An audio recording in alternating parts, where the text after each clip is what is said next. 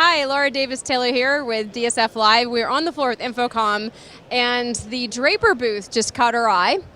As an industry practitioner, I was really interested in what story you're telling here, and we're Steve Cook here. So Steve, this is the challenge that I've often, and I'm sure many others, have faced with projection, especially in high bright. Especially if you're not in the ideal kind of location, it just doesn't make the impact that you're seeking. Can you tell us the story you're telling here from Draper and how the industry benefits from it? Yeah, a lot of people have had bad experiences with front projection because they use cheap, inexpensive matte white materials. It's the least expensive screen, always has been. That's what people know. They feel comfortable with it. But the problem is white screens are not really the best choice to use in ambient light.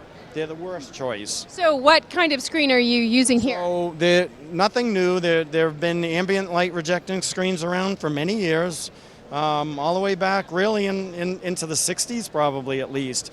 But typically ambient light rejecting screens have been in the past expensive.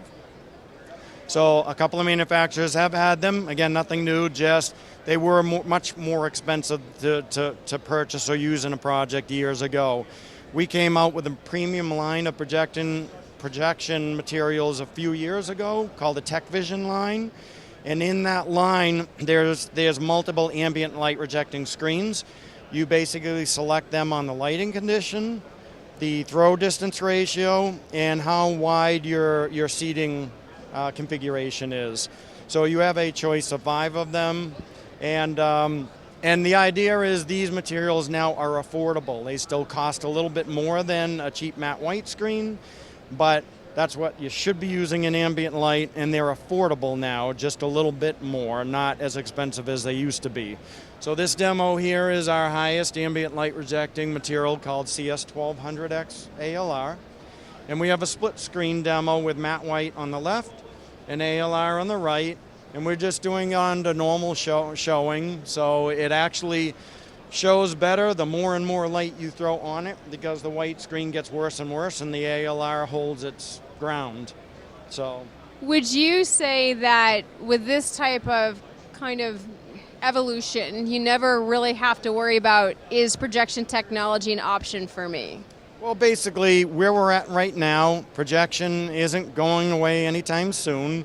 The projection side of the industry has kind of got reinvigorated by laser, and the screen side has kind of gotten a charge from ambient light rejecting screens, now more of them and more affordable. And that's kind of where we're at right now. So it's still a good choice. If you're doing something bigger than 100 inches, projection is still a very affordable way to do it, and now it's affordable to do it with ambient light rejecting films. It's a big news for the industry. Thank you, Steve. Yep.